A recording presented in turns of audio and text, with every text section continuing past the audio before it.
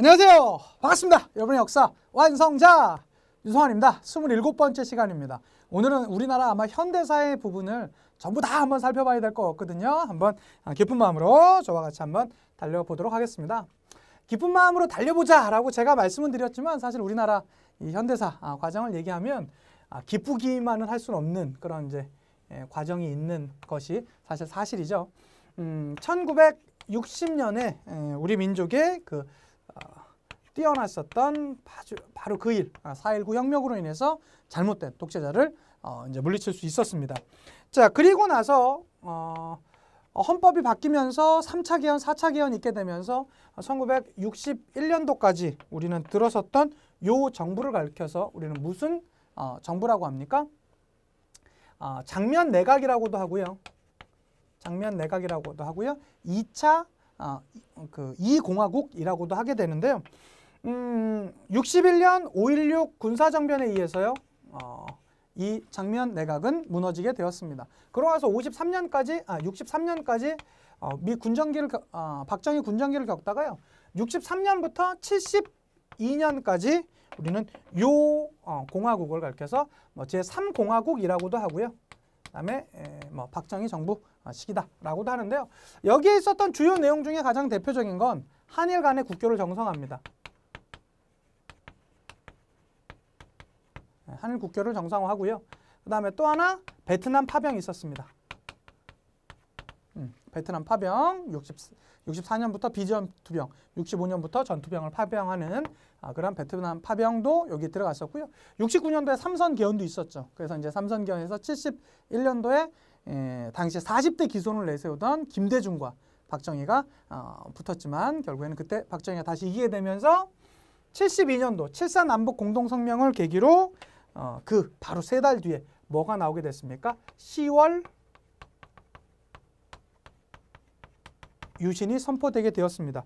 이렇게 등장했었던 10월 유신이 언제까지 갑니까? 79년까지 가게 되었습니다. 우리는 이 시대를 사공화국이라고도 부르고요. 사공화국이라는 말보다는 유신시대라고 합니다. 이 당시 유신시대에는요. 대통령을 비방하거나 이런 게 이제 허용되지도 않았었고요. 긴급조치 이런 것도 나왔었고 당시에 언론이나 이런 것들을 이제 통제하다 보니까 동아일보 백지 광고 사건이라든가 장발 당속, 두발 당속 이런 것들이 일어났었던 그런 사회적인 흐름도 있었다라는 거 꼭 기억해 두셨으면 좋겠는데 자, 그러한 과정 가운데서 부마 항쟁 같은 게 일어나게 되었었고요. 11.6 사건에 의해서 당시에 유신의 중심이었었던 박정희가 죽게 되면서 새롭게 신군부가 등장하게 되는 계기가 되었었죠. 이것을 12.12 군사정변이라고 하게 되는데요. 12.12 사태라고 하게 되는데요. 이것으로 인해서 신군부, 그 전두환, 노태우, 정호용으로 대표되는 그런 신군부가 등장했습니다. 자, 그러한 신군부의 등장에 저항했었던 세력들이 있었습니다. 그러니까 누굽니까? 1980년에 80년에 있었던 5.18 민주화 운동이 되겠죠. 광주 5.18 민주화 운동이 될 텐데요. 이것으로 인해서 아주 광주 사람들이 아주 무차별하게 이제 어려움을 당하는 그런 모습들이 있었습니다. 자, 그렇게 진행되었었던 그 전두환 정부는요. 88년 2월까지 그 권한을 유지했습니다. 그런데 요때까지 그러니까 유신 시대 이후로 여기 87년까지는요. 계속 다 대통령 간선제였었거든요. 그러다가 87년 6월 민주항쟁에 의해서 대통령 직선제, 대통령을 국민의 손으로 직접 뽑을 수 있는 대통령 직선제안이 포함되었었고요. 통과되었었고요. 그것으로 인해서 그해 12월에 87년 대선이 붙게 되었습니다. 1로 3김의 대선 정치였다고 하죠. 노태우, 김영삼, 김대중, 김종필의 1로 3김의 이 대통령 선거에서요. 34%라는 우리나라 역사상 최저 득표율로 노태우가 당선이 되게 되었었죠. 노태우는 언제까지 대통령을 했냐면요. 93년 2월까지 했습니다. 그래서 요 기간이 여기 앞에는 전두환, 여기는 노태우가 될 텐데요. 자, 노태우 정부가 만약에 시험 문제 나온다라면요. 요거 나옵니다. 이때쯤 되면서 이제 공산권이 막 무너졌었거든요. 그래서 중국과 소련들과 이제 막 수교를 했었습니다. 그런 외교를 뭐라고 그러냐면 북방 외교라고 합니다. 기억해 두시고요. 자, 93년부터 98년 2월까지 정부를 이끌었었던 인물. 누굽니까? 우리 YS라고도 불렸고요. 김영삼이 되겠습니다. 이 김영삼 대통령은 특히 이 임기 초기에요. 어마어마한 인기가 있었습니다. 금융실명제 실시하고요. 역사 바로 세우기 하고요. 당시 군부 안에 있었던 한화회 척결하고요. 그렇게 되었었지만 당시 이제 OECD 가입을 약간 무리스럽게 했었고 특히 말년에 IMF 사태라는 사태를 가져오면서 이제 좀 아쉬움이 상당히 있었죠. 그러다가 이제 98년 2월에부터 93년까지 등장했었던 바로 그 인물 누굽니까? 햇볕 정책을 일으키게 되면서 대북 관계에 대해서 상당히 아주 진전을 보여줬던 바로 그 인물 누굽니까? 김대중 대통령이 되겠죠. 2003년 2월까지 하게 되는데요. 무엇보다 2000년에 남북 정상이 분담 이후 최초로 만나서 통일 문제에 대해서 논의하게 되는 남북 정상회담이 최초로 하게 되면서 노벨 평화상까지 받게 되는 그러한 모습들이 있었고요. 2003년까지입니다. 그리고 나서 08년까지 진행되었었던 우리나라 역사에서 권위주의를 청산했었고 과거사 정리에 좀 더 아주 적극적인 모습을 보여줬었던 노무현 대통령 있었었고요. 그러한 과정 가운데 그 다음에 나왔던 대통령이 바로 2013년 2월까지 있었던 누굽니까? 이명박 대통령이 되겠죠. 이명박 대통령은 뭐 한미 FTA 타결했다 정도가 만약에 시험 문제 나오면 나올 거고요. 그냥 그렇습니다. 그렇게 봐주시면 되겠습니다. 자, 여기에 나와 있는 전체적인 요 흐름들이 있으니까요. 내용들 한번 정리해 드리면서 가보도록 해볼게요. 자, 여기 있습니다. 쌤들 교재로는 209페이지 제일 위에 있는 내용입니다. 자료와 같은 모습을 볼 수 있었던 시기의 상황으로 옳은 것은 이렇게 나왔는데요. 장발 단속하고요. 긴 밤 지새우고 양희은의 아침 이슬. 그 다음에 동아일보 백지 광고 사건 이런 것들 다 언제입니까? 1970년대 유신 시대를 대표적으로 얘기하고 있는 것이거든요. 기억입니다. 프로야구가 출범하였다. 프로야구 출범은요. 전두환 정권 시대였습니다. 기억은 해당되지 않고요. 니은입니다. 언론의 자유가 확대되었다고요? 왜 백지 광고가 들어갔겠습니까? 당시에 이 동아일보가 정부의 말을 제대로 듣지 않았다는 거 아닙니까? 그렇게 하다 보니까 원래 신문이란 건 어떻게 하냐면 광고주들에 의해서 진행이 되잖아요. 사실은 신문 뭐 500원, 600원 이렇게 팔아서 실제로 그게 운영되기가 쉽지 않거든요. 그런데 당시에 이제 정부 기관에서 압력을 가해가지고 이 동아일보의 광고가 다 떨어져 나간 거예요. 그래가지고 사람들이 이제 어떻게 하는 겁니까? 이렇게 떨어져 나오니까 사람들이 이제 한통 모으는 거죠. 뭐 동아일보 힘내세요. 남양주에서 유성환이 뭐 이렇게 하고 이제 그 개인 칸을 사갖고 이제 막 돈도 보내주고 이렇게 했었지만 결국에는 이게 끝내는 이제 성공하지 못하고 정권에게 이제 넘어가게 되는 그런 모습이 있었던 것이죠. 동아일보 백지 광고 사건 내지는 그 언론 그 사태라고 하게 되는 이런 것을 이것은 결국엔 뭡니까? 언론의 자유가 확대된 것이 아니라 언론의 자유가 침해받은 것을 보여주는 대표적인 사건이라고 할 수 있겠죠. 디귿입니다. 정권에 대한 저항 문화가 확산되었다. 그게 바로 양희은의 아침 이슬 아닙니까? 이런 것들이라고 할 수 있겠고요. 리을입니다. 국가가 국민의 일상을 통제하고 억압했기 때문에 이런 것들이 나타났겠죠. 대표적으로 장발 단속. 지금은 이렇게 하라고 해도 전 더워가지고 머리 길게도 전 하기도 싫어요. 근데 이 당시에 또 남성들이 여성이 아니라 남성들이 그렇게 아주 긴 머리 하는 게 뭐 유행이고 했었다고 하더라고요. 여성들은 뭐 미니스커트 단속 이런 것도 있었었고요. 그래서 정답은 디귿과 리을이니까 5번 이렇게 이제 찾아가 주시면 되겠고요. 하나 더 있습니다. 15회 46번입니다. 자료가 선포된 시기에 대한민국 헌법에 대한 설명으로 옳은 것은 이렇게 나왔는데요. 긴급조치 1호 이렇게 나왔습니다. 대한민국 헌법을 부정, 반대, 왜곡 또는 비방하는 일체 행위를 금한다. 대한민국 헌법의 개정 또는 폐지를 주장, 발의, 제안 또는 청원하는 일체 행위를 금한다. 유언비어를 날조, 유포하는 일체 행위를 금한다. 이 조치에 위반한 자와 이 조치를 비방한 자는 비상군법회의에서 심판 처단한다 라고 나와 있습니다. 자, 이 긴급조치는 언제 내려졌었냐면요. 유신시대 때 내려졌습니다. 자, 그러면 찾아보자면 1번입니다. 10월 유신 단행 후 공포된 게 바로 긴급조치일까요? 맞네요. 정답 1번이고요. 2번입니다. 최초로 내각 책임제를 명시하였다라고 나오는 것은요. 이거 엄밀히 따져보면 이거 좀 힘든 건데요. 최초로 내각 책임제를 명시한 건요.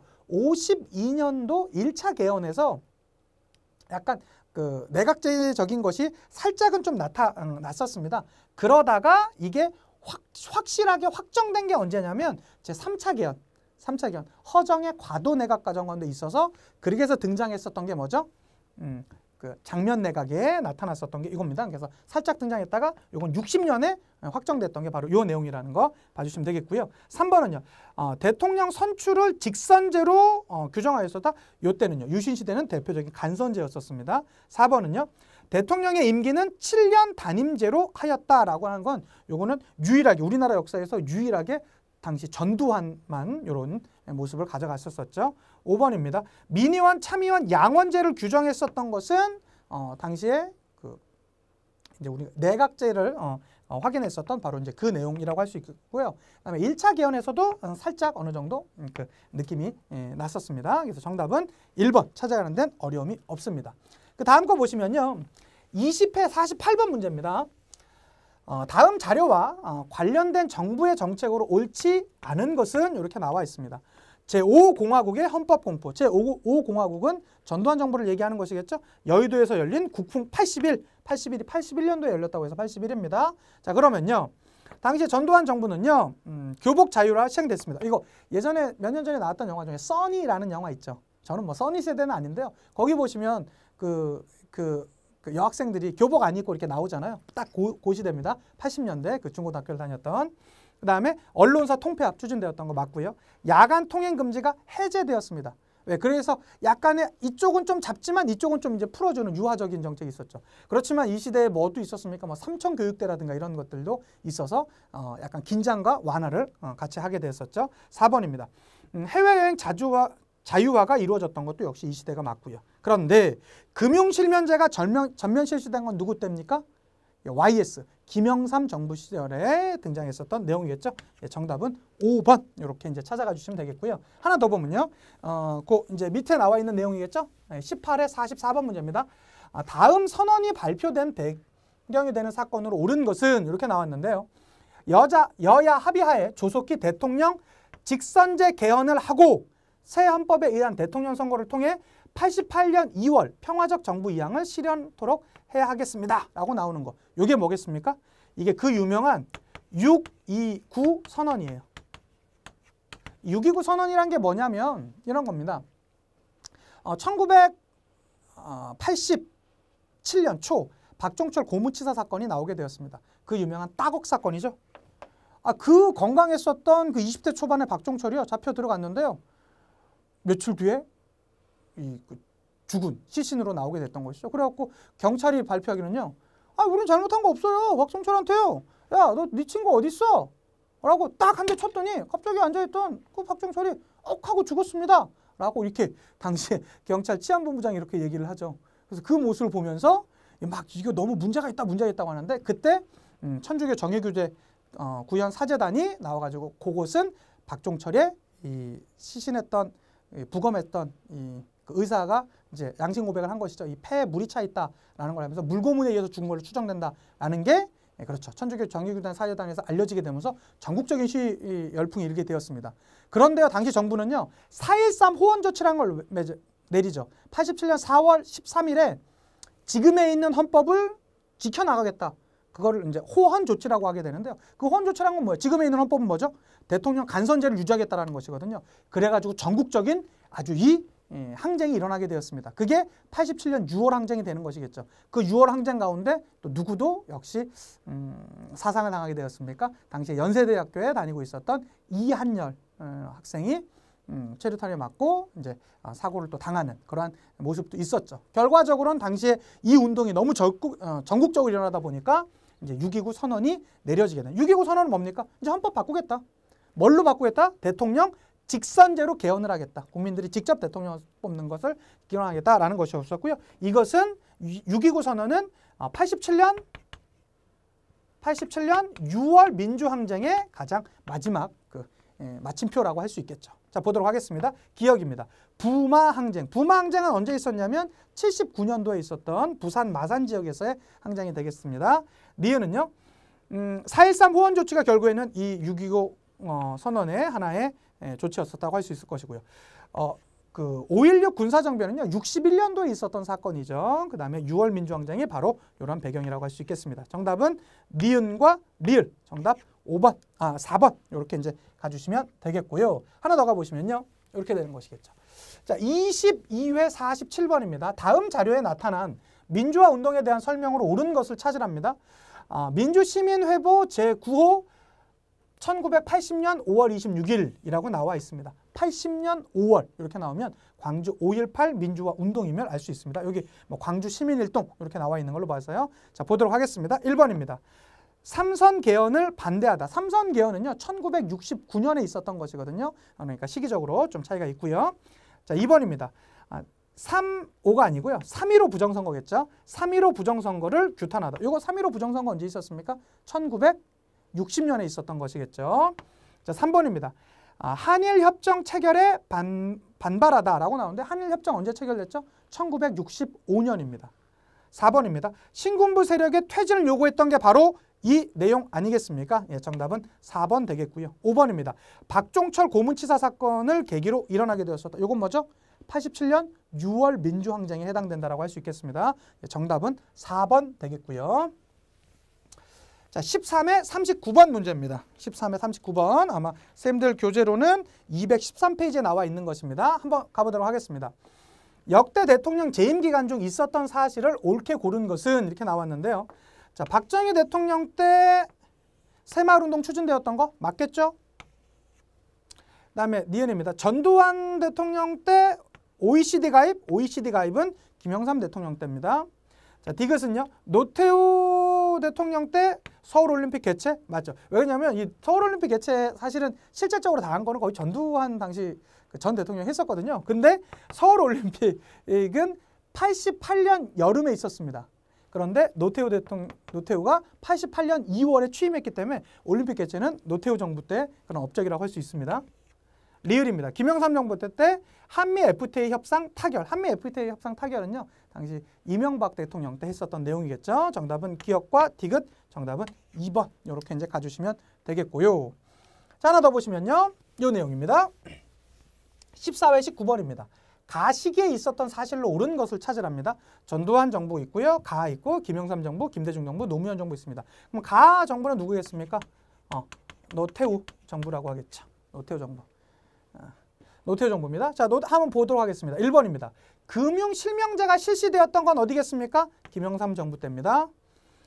경부고속국도가 개통되었었다. 경부고속도로가 국도가 되겠습니다. 경부고속도로가 개통되었던 건 여기 앞에 박정희 정부 때겠죠. 그다음에 남북한 유엔이 동시 가입했던 게 1991년이거든요. 노태우 정부 때입니다. 이게 바로 이러한 배경 가운데 남북 기본합의서가 이제 채택되기도 했습니다. 다음 강의 그 평화를 위한 노력 자세히 배울 겁니다. 자, 4번입니다. 한일 국교 정상화가 이루어졌었다. 요거 박정희 정부 때고요. 5번입니다. 포항 종합제철 공장이 준공되었던 것도 역시 박정희 정부 때입니다. 그래서 정답은 3번 이렇게 이제 봐주시면 되겠고요. 자, 오늘의 마지막 문제 한번 보도록 합시다. 17회 48번입니다. 가에서 마 시기에 해당하는 사실으로 옳지 않은 것은이랍니다. 봤더니요. 1960년대 전국 텔레비전 방송이 시작되었던 거 맞습니다.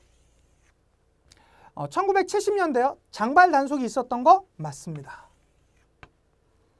1980년대 그 고속철도 개통? 고속철도 개통은요. 2004년도입니다. 노무현 정부 때입니다. 그래서 요거는 옳지 않겠네요. 자, 라입니다. 1990년대요. 금모으기 운동 맞죠? 1997년에 우리가 IMF 이 체제에 들어가지 않았습니까? 그렇게 돼서 이것을 극복하기 위해서 새롭게 등장했었던 98년 정부 누굽니까? 김대중 정부에서 금모으기 운동을 해서 이게 아주 전국적으로 확산되면서 실제로 IMF를 극복하게 되는 아주 그 원동력을 보여줬던 게 바로 이 금모으기 운동이라고 할 수 있겠죠. 그 다음에 2000년대 한일 월드컵 축구 대회 응원. 요거 2002년에 있었던 제가 이때 군대에 있었는데요. 제가 군대를 좀 늦게 갔기 때문에 참 정말 안타까웠던 막 장난 아니었었다며? 선생님들은 아마 그때 좀 거리에 계셨습니까? 저는 그때 이기자마자 4강 들자마자 또 누워 자고 막 그랬던, 그래, 저에게는 약간의 그 인생의 좀 아쉬운 한 부분으로 남아있는 바로 이 2000년대 한일 축구대회 응원, 요거는 당연히 해당된다라고 할 수 있겠죠. 그래서 뭐 정답을 보자면 뭐 3번 찾아가긴 어렵지 않을 것 같고요. 앞으로 이런 시험 문제가 나온다라면 그 정권별로 구분해 주시는 거 있죠. 무슨 정권은 뭐 있고 무슨 정권은 뭐 있고 무슨 정권은 뭐 있고, 이런 기본적인 내용 아마 문제를 풀면서 아마 접근해 주시는 게 제일 편하고 좋지 않을까 싶습니다. 자, 오늘도 선생님들 너무너무 수고 많으셨고요. 이런 기본적인 내용들 아마 반복해서 몇 번만 아마 푸시다 보면 상당히 아마 좀 자신감이 생기시지 않을까 싶습니다. 우리 다음 강에 더 기쁜 마음으로 찾아뵙도록 하겠습니다. 인사드리고 마칠게요. 역사가 완성되는 그날까지 완!